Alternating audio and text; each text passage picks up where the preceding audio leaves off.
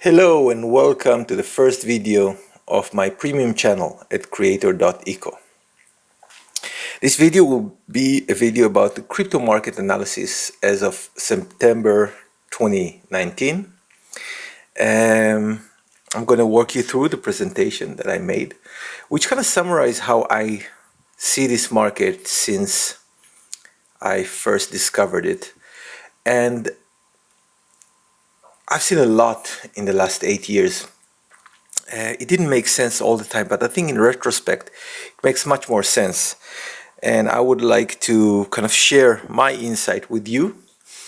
And hopefully it would make sense to you. I'd love to hear some feedback. I love to hear your thoughts about it. Of course, if you think that I'm wrong about anything, love to hear those kind of thoughts. Love to be challenged. But I would like to start with a story. So a few days ago, I met someone who's very, very senior. He's American. He is not from the crypto industry, he's more like a generalist, but he's familiar with the world of cryptocurrencies, at least to some extent. And I was telling him about my story, how I discovered Bitcoin. And my story was definitely started in 2011 when I just was blown away when I saw Bitcoin, and I thought to myself, this is the first method to transfer value online. And his first response when I was telling this story was, yeah, but you could use PayPal. Yeah, well, he's right. We could use PayPal at the time. PayPal was quite popular. But I think it's worth to kind of spend some time and focus on the difference and understand the difference between Bitcoin and PayPal, because I really do think that if you want to really understand this market, it's really about the simplicity of things. It's remembering that the most profound insights are the simplest one. And we need to remember the definition and to make sure that we know what we're talking about when we are discussing what is going on in this market, which is very challenging to follow, I should say, in many occasions. So let's talk about the Bitcoin versus PayPal. So PayPal did exist when Bitcoin came about, but it is like the difference between English and England. Those are two very, very different things. So if we look at England, England is it's a physical territory, it's physical beings, it's an entity, it's something. When we talk about English is not an entity. English is an idea, an agreement, mass agreement about the meaning of words. It's a thought, it's knowledge, but it's not an entity. Those are very, very two different things.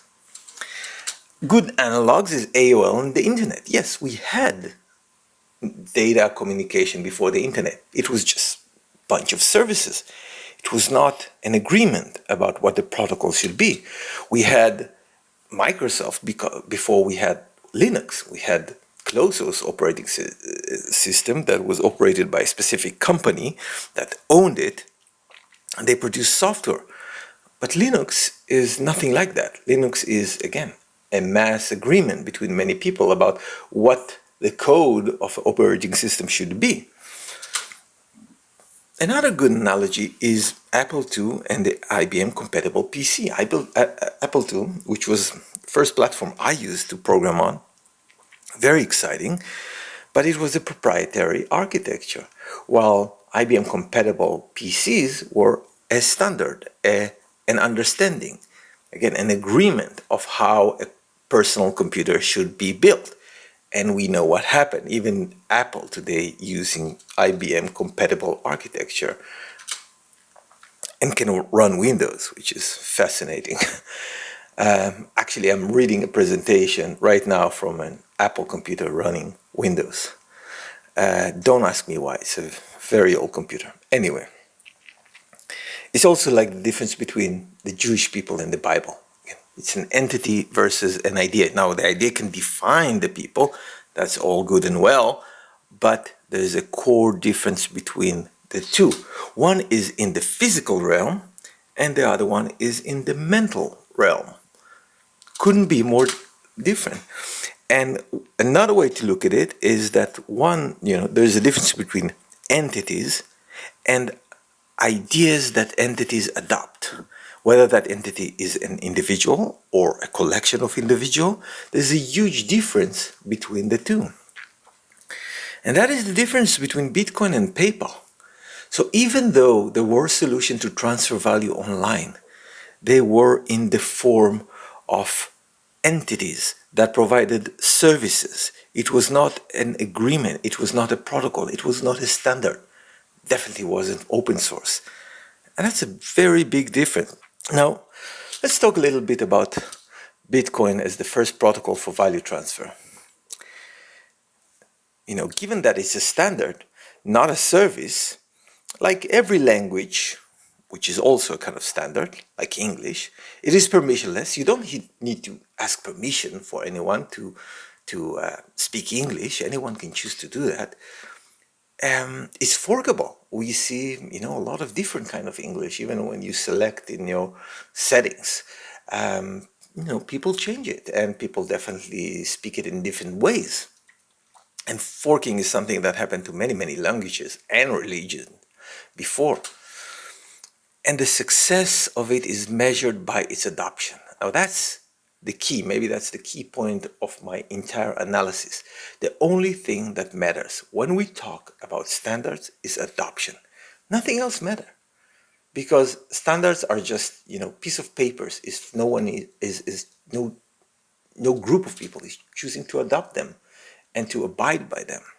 Being able to transfer assets rather than information means that you can transfer something that cannot be easily copied and shared forward. Well, that's a really big deal. That is not just for token and cryptocurrencies, that is also useful for deeds, any kind of representation of a real world asset.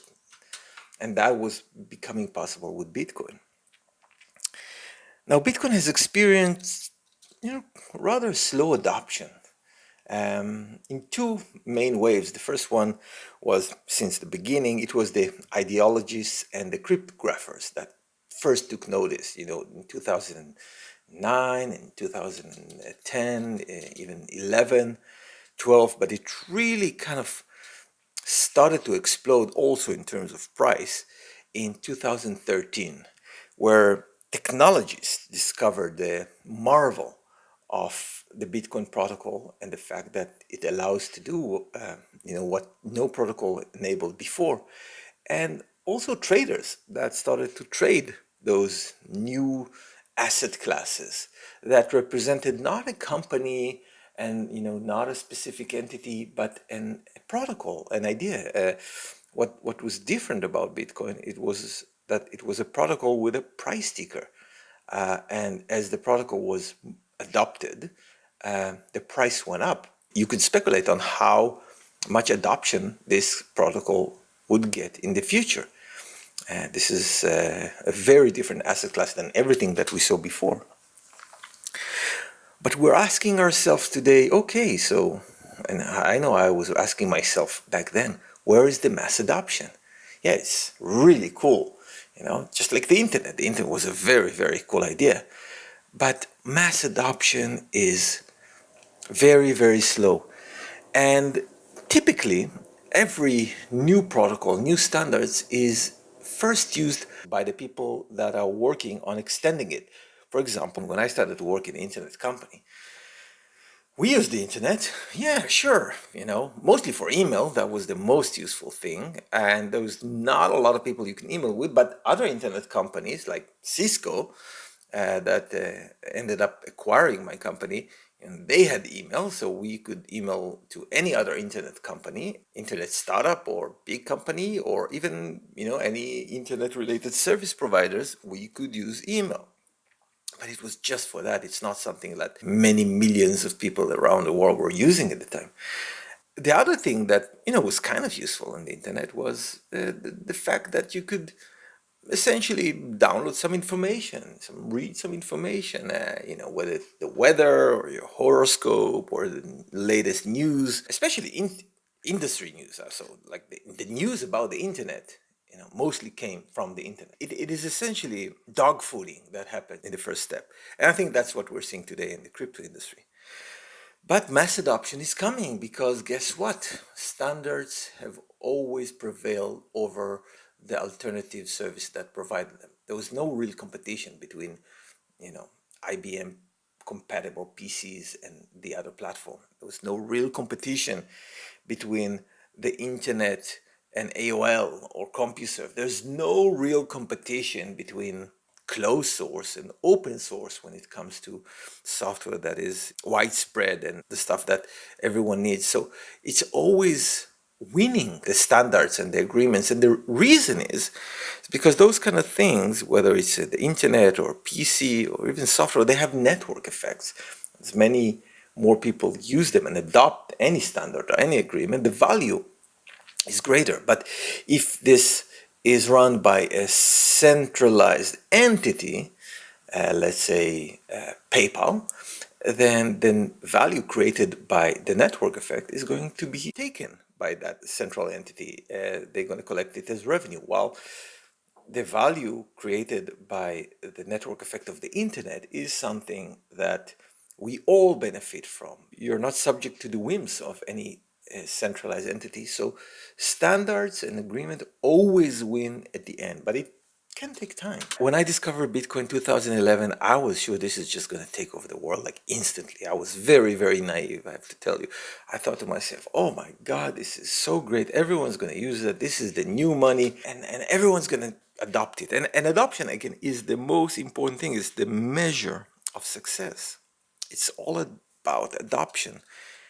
And one thing to remember about adoption is that new technology is only adopted when it provides significantly better solutions. That's only when it's adopted. It's only when it's much better for the end user. It couldn't be slightly better, but it needs to be much better for the end user, and it needs to be serving the masses, not niche group, because otherwise it will remain niche technology. But for a technology to gain widespread adoption, you really need to provide something better for the average Joe. And Bitcoin, when it came out, it had one key advantage, that it was permissionless. That's it. There's no other key advantage. The other stuff was maybe key advantage to ideologists and anarchists or what have you, but it had one key advantage. That's why the only use case that took off with Bitcoin initially, stuff that is not permitted. That is what people that didn't care about the technology or didn't care about speculation and trading, this is what people used it for. They wanted to buy stuff that they shouldn't buy. They wanted to gamble where they couldn't gamble. They needed to pay a ransom to someone that shouldn't ask for one. So everything that is not permitted in modern society or in some societies, Bitcoin was a great solution because you could just do something that you couldn't do before. But it didn't become the new money. I hoped it would, but it didn't. And I think it's a good idea to think about why. I think the top reason, not because it's complicated, not because it's immature, not because it's not scalable. Those are all solvable. Coinbase made Bitcoin much simpler for the end user. I can think of many other services that did the same. So those are solvable problems. Why didn't Bitcoin take off internationally as the new money? So the number one problem with Bitcoin is that Bitcoin is a speculative asset. It's not money. Speculative assets do not circulate like money. They never do. In fact, if we look into the question of money versus speculative assets, money is used for mass collaboration, meaning that we use it to collaborate with each other. We use it in order to trade with our labor with each other. Everything that we see in the world is a result almost of collaboration that was done using money. That is a very, very popular instrument in modern society.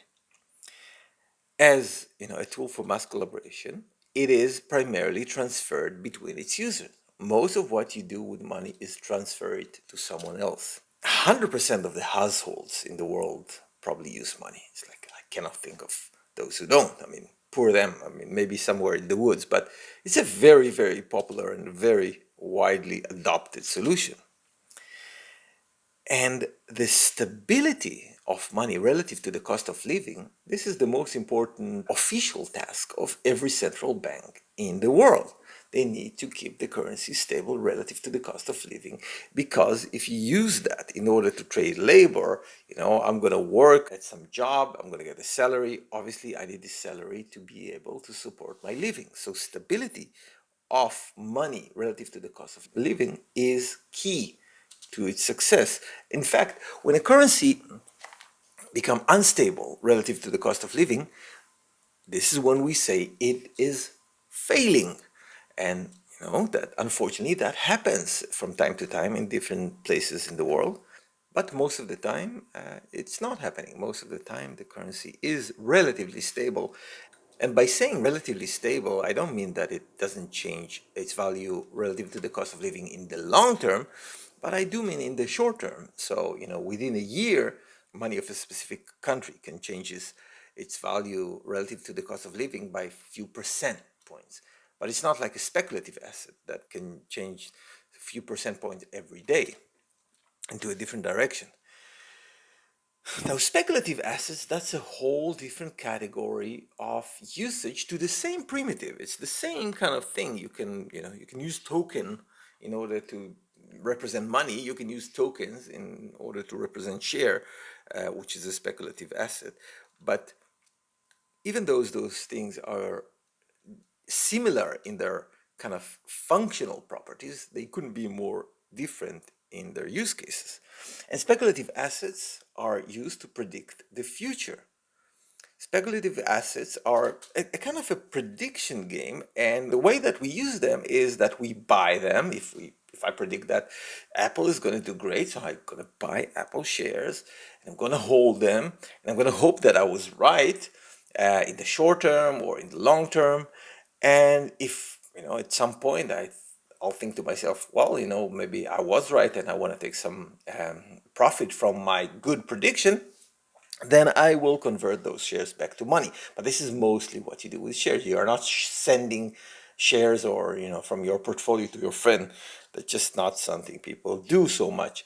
That's not how you use it. Unlike money, speculative assets are primarily just exchanged for money. And the users of that specific, I would say, asset class are few and far between. Most people that I know, they do not play this game of speculating and predicting on what would work and what wouldn't.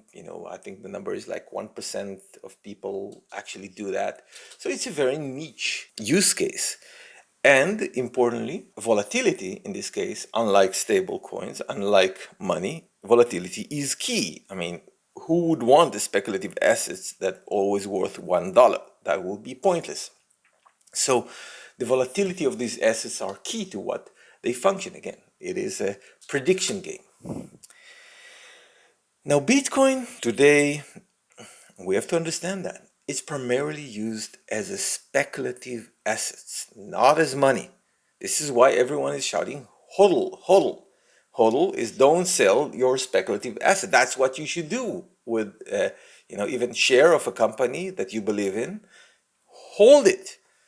You don't spend it, you don't use it, and it's actually very uncomfortable to spend something that is volatile, because you're gonna get into fights and arguments on kind of what was the price when I sent, when you get it, according to what you're gonna measure that, and not to mention that you don't want to sell something that you believe in. So if I think Bitcoin is going to be great, I really don't want to sell it, because let's say I'm right and tomorrow it's going to go up by 10%. I was like, oh my God, why did I buy this iPad? That was stupid. I could buy 2 iPads if I would just wait a few days.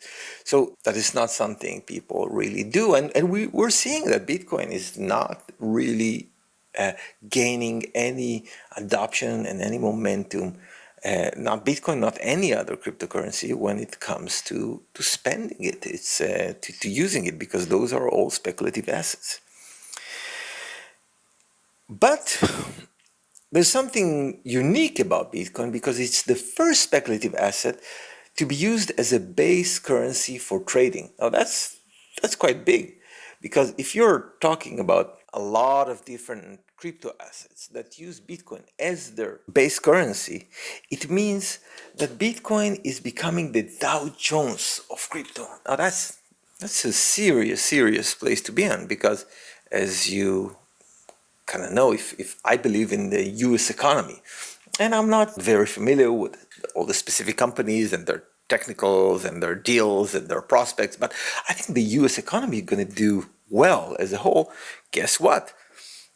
I'm going to buy, the Dow Jones or the Nasdaq, some index fund, because I don't know the details, but I think as a whole it's going to be great. And Bitcoin has become that, because it was the first cryptocurrency, and when other came along, then exchanges created pairs between Bitcoin and all the other cryptocurrencies. And that slowly brought Bitcoin to be the most popular base currency, and thus the currency that is affected for any movement in the markets. Because if, let's say, Ethereum is doing great, so people are buying Bitcoin in order to get Ethereum. And we definitely saw that happen in 2017.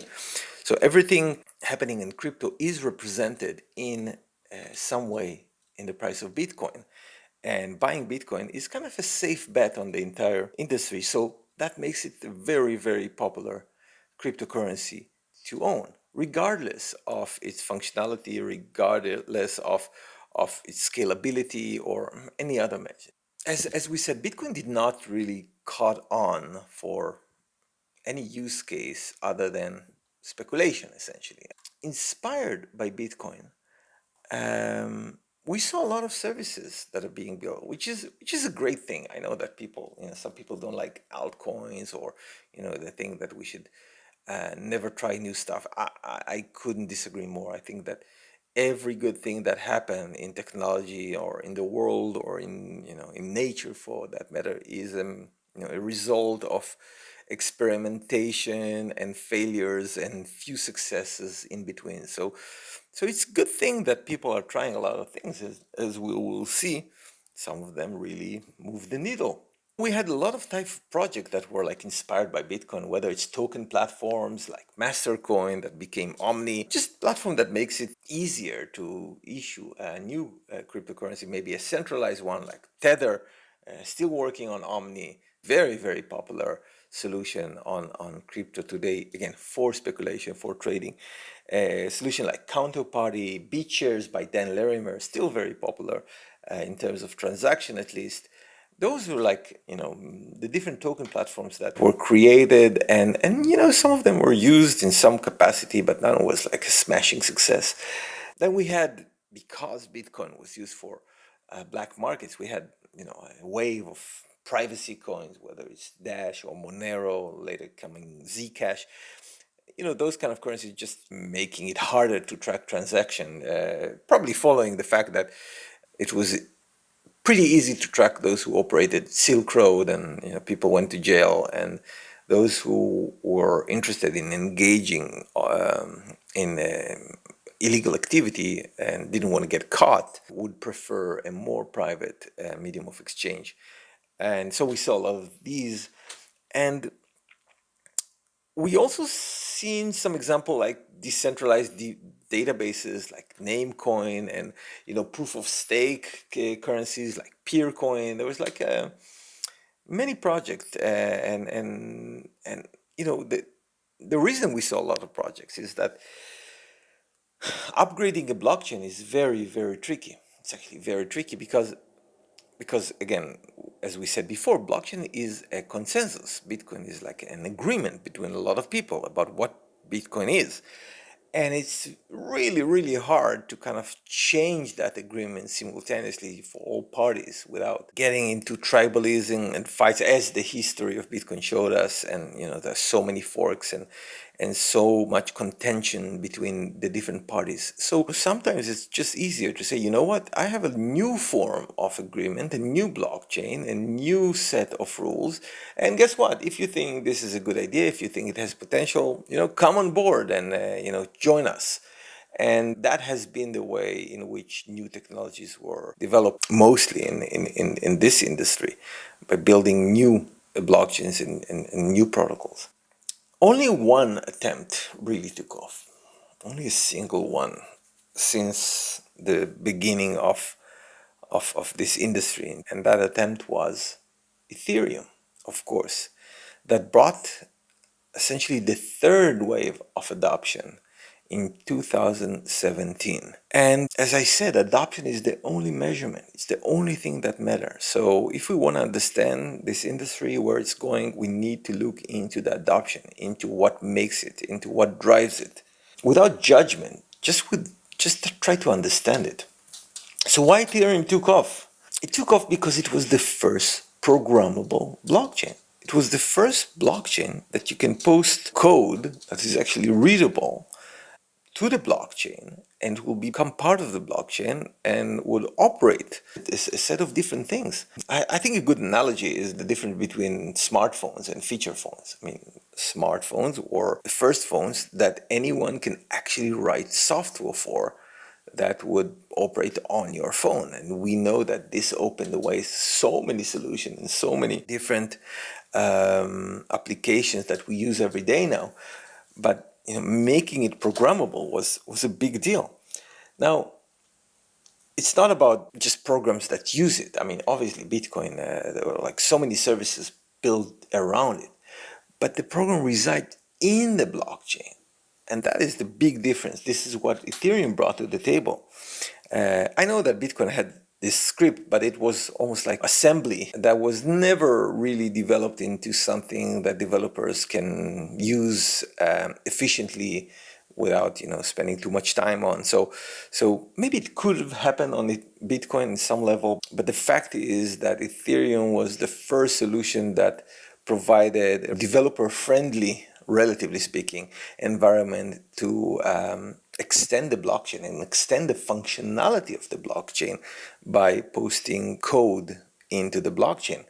And the code was posted in this format called smart contracts that I have to admit, it took me a while to figure that one out. It wasn't intuitive at all. I mean, what is this thing? A contract, smart contract? But what is it? Some people define it as a world computer. Some people define it as other things. The definition that I was managed to kind of relate to, at least, is that it's an automated and programmable and transparent trustee. Trustee is someone that serves a function to facilitate trust between different entities. So typically a trustee will have a contract and it will follow to the letter what the contract says, just execute it. It will be some kind of a lawyer or something like that. People use trustees all around for different kind of businesses to facilitate trust between entities that don't have trust between them. So if you want to conduct business between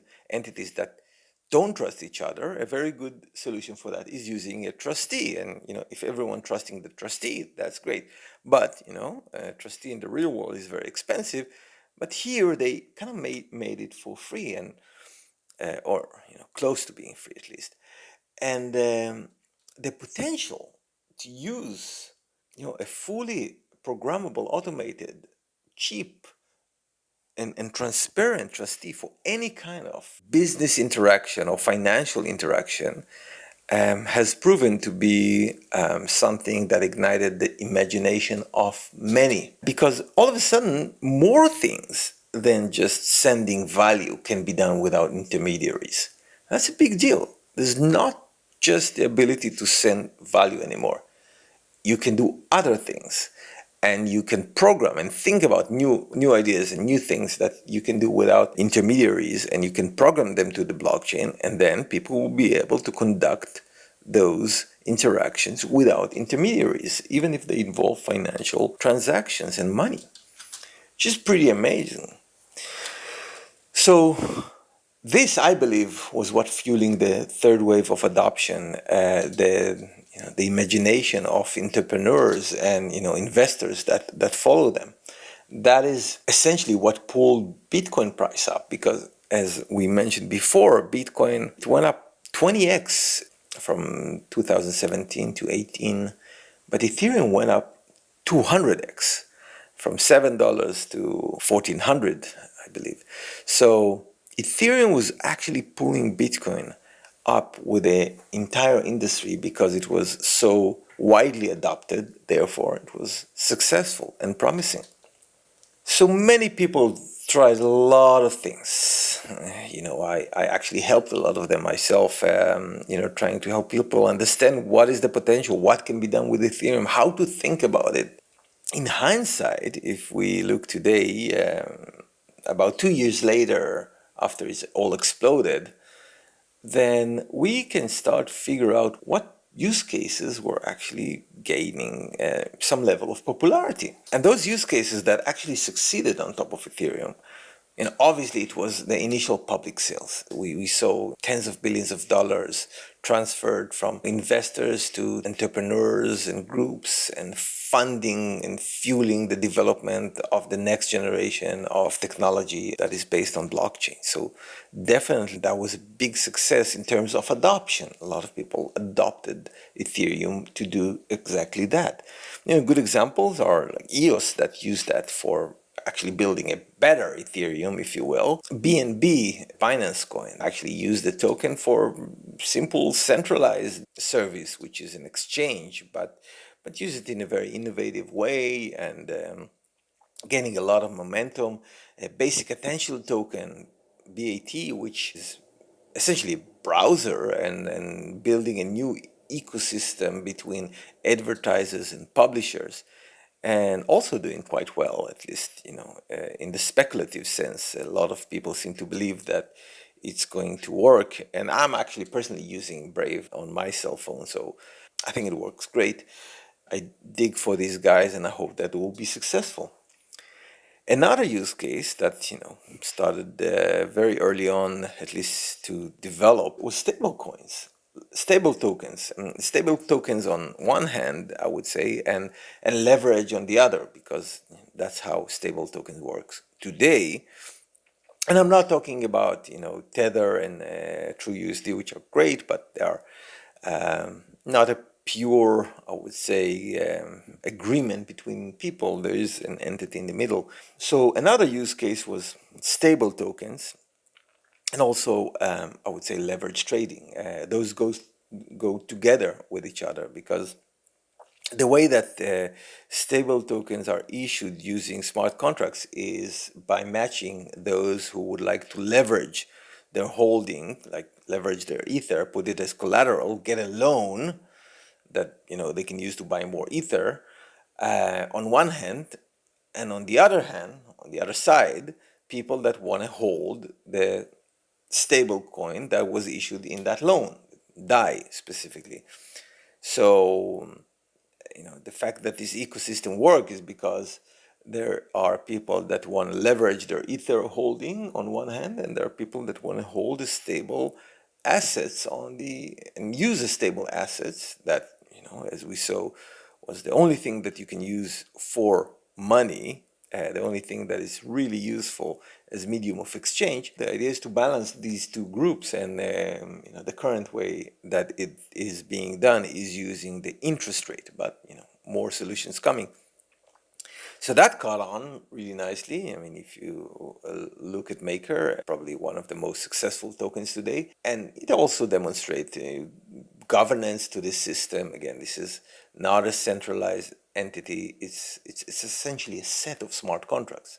So that worked, not bad, on Ethereum. You should remember that. Another thing that caught on to some level is like Bancor, like Uniswap. There are many examples, but we saw that we can use those smart contracts in order to exchange assets kind of a trustless way without needing an intermediary to do that for us. So all those services, whether it's initial public token sales, whether it's stable tokens and leverage, whether it's exchanges, they all used to need an intermediary to do them. It's not about just sending value, it's about doing more without intermediary. And the last example that I think took off pretty nicely is lending and borrowing and shorting. And you can say that Ethereum currently is basically used for speculators that are dogfooding, meaning that they're using the same services that they speculate on for their own needs. We call that DeFi. That is, I would say the most successful thing happening in crypto today. But this is because where we are.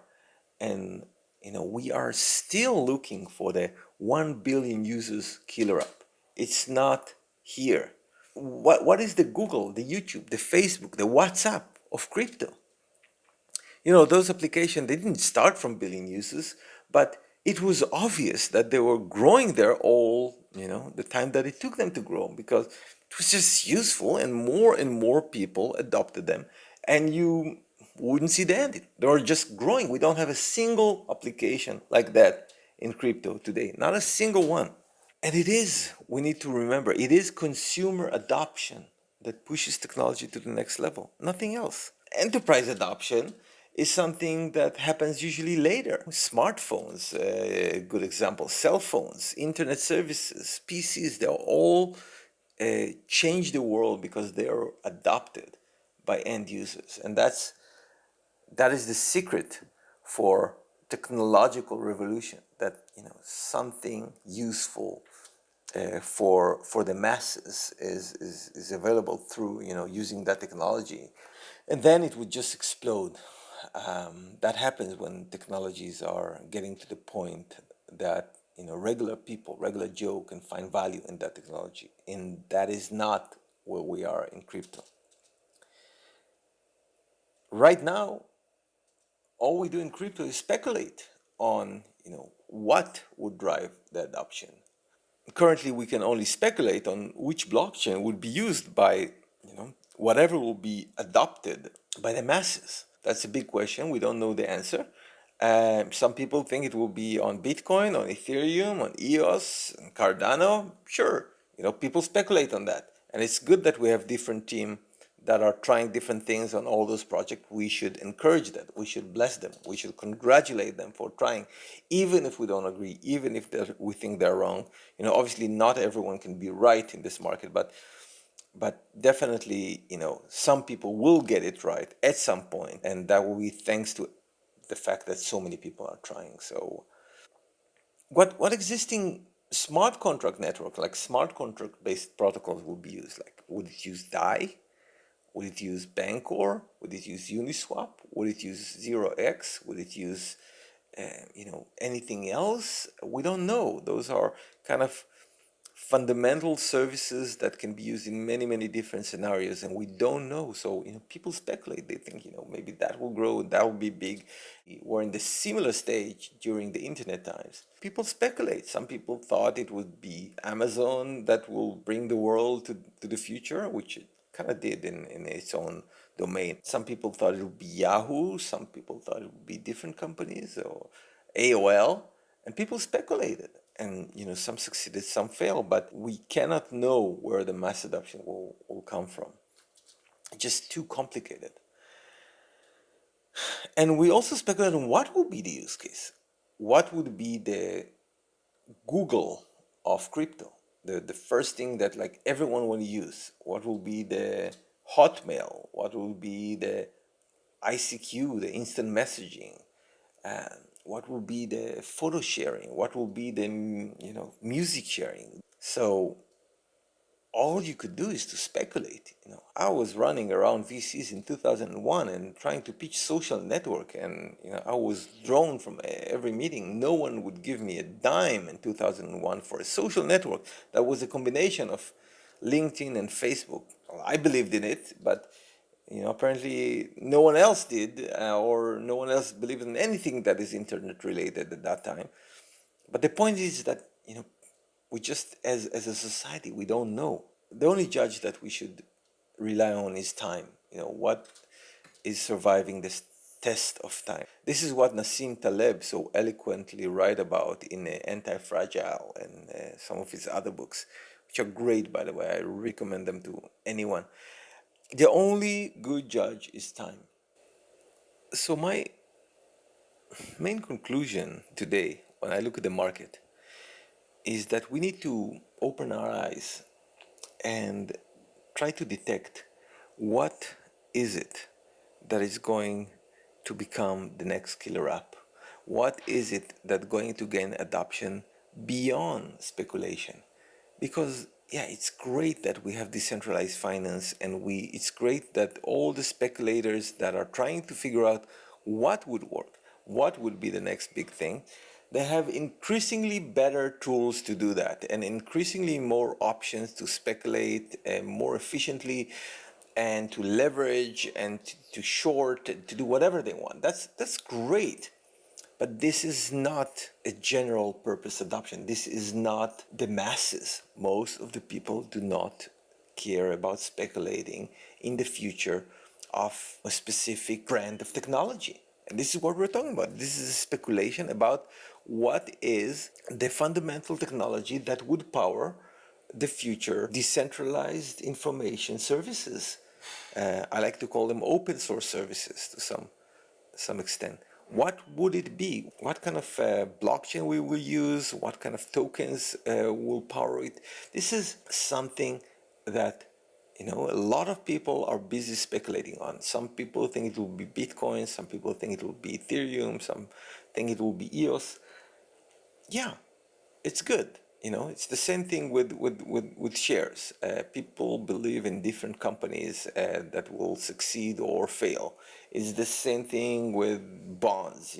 People believe in different currencies of different nations at different times. This is how financial markets work, but this is not the essence. This is not the essence of what we're building. What we're building is a technology that is going to be the next internet. It's going to power, the next wave of solution. Just like when we had the internet, we had to kind of rewrite everything to the internet, all the software in the world, and rethink about almost everything we do in the eyes of, oh, we have internet, and then, oh, we have mobile internet. So everything was up for grabs, and everything was redesigned with information flow. And the same thing going to happen with not just information flow, but with the flow of value in a way more efficient, more transparent, less corrupt method that is using blockchain technology. But we shouldn't be fooled by our own dogfooding. We shouldn't be fooled by the fact that some people in our industry are using this solution or that solution. That's great. That's really, really great. I'm happy that the speculators and the technologists are using X or Y solution. But it's not about the speculators. It's not about the technologies. It's about the regular Joe, the person that doesn't care about Bitcoin and crypto as much as he doesn't care about TCP/IP and HTTP.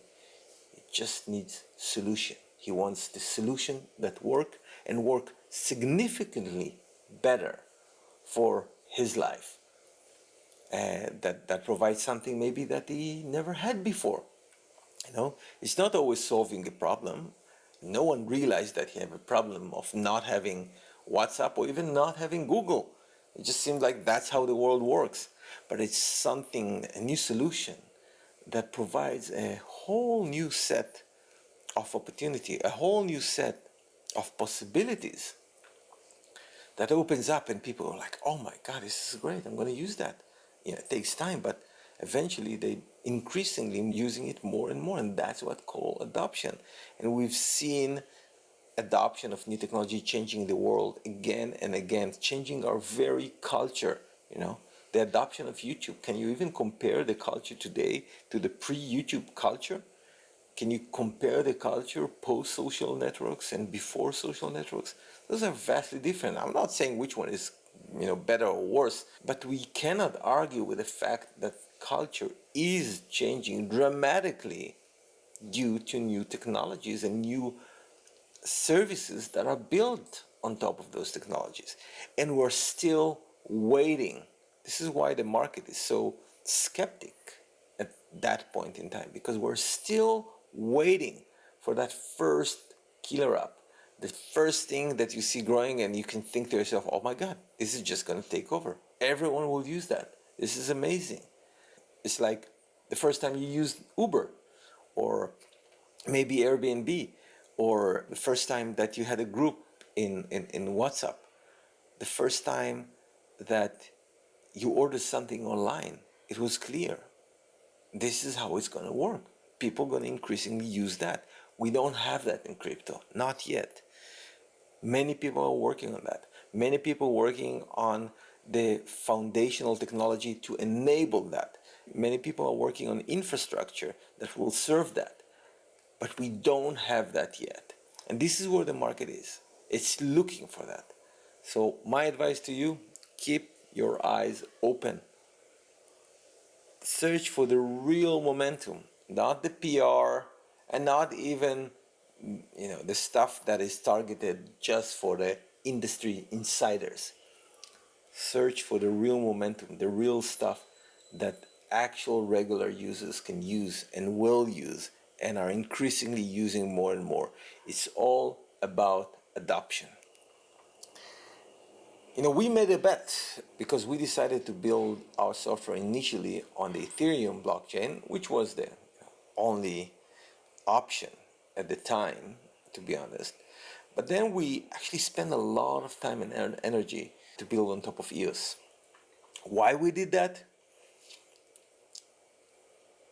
I think more than anything else is the transaction time. And the fact that you can execute the transaction within less than a few seconds, I think that's super, super critical for user adoption, for the user experience. I think it's like the difference between the dial-up and broadband. There are other reasons like free transactions and the fact that it can scale, or at least designed with scalability in mind. But the main thing is the user experience. So, we took that bet and we adopted EOS. And obviously many other projects adopted EOS for their own kind of needs and for their own solutions. But this is just our prediction. This is our bet. It doesn't mean that EOS is going to be the dominating blockchain. I remember I used to be a big believer in Mastercoin and Omni. Beside Tether, nothing happened on that, and definitely the token itself had no value because it was something running on top of Bitcoin blockchain. It was not its own blockchain. But I remember being a big believer. I took some bets there. Didn't pay off, but the bet that we took on Ethereum definitely paid off. It became really popular, just a few months after we made that bet. And now we're betting on EOS as our platform. We're going to see how that turns out. I like to look not just at CoinMarketCap. I like to look at the little known website called Blocktivity. And that website is ranking the different blockchain not based on their market cap, but based on the amount of transactions that they facilitate. Now, I know many people say that there are fake transactions and spam. I didn't see very convincing proofs that there's so many fake transactions in these blockchains, but and I definitely don't see a lot of people measuring blockchain primarily on that ground. But it seems like EOS is doing pretty well in terms of transactions, assuming that they're real. So I'm a big believer in platforms that improve the user experience. I think the user experience is what drives technology adoption. And that's why we made a bet, and this is why we are building new stuff on top of EOS. This is why the channel that you are now viewing this video in is implemented on top of EOS. But still, we are very, very early in the game. It's just a good idea to keep your eyes open and to look for where is the adoption, what is happening. And maybe last tip, games are not gonna cut it. Games are cool, games are nice, and there's no real long-term network effect created around any game. Game cannot become a WhatsApp. it cannot get to the position where it just explodes and remains there. It's usually short-lived. People get over it because it's not a utility, it's not a tool, it's not becoming part of your life in any. It's entertainment. We should keep in mind this difference. So look for the apps, look for the utility, look for for the stuff that again changing people's day-to-day lives when they use it. Look at the stuff that allowing people to do stuff they want to do that they couldn't do before, and do it for the long term, not as just pure entertainment that is limited in scope, but just a general purpose utility. I would say that is increasingly used more and more. Anyway, those are my current thoughts and my current analysis of the market. I would love to get questions for you, stuff that seems wrong, anything you want to say about what I just shared with you. I would love to have that conversation, especially with this very dear exclusive group of people. So I'll see you on the next premium video, I guess. Bye.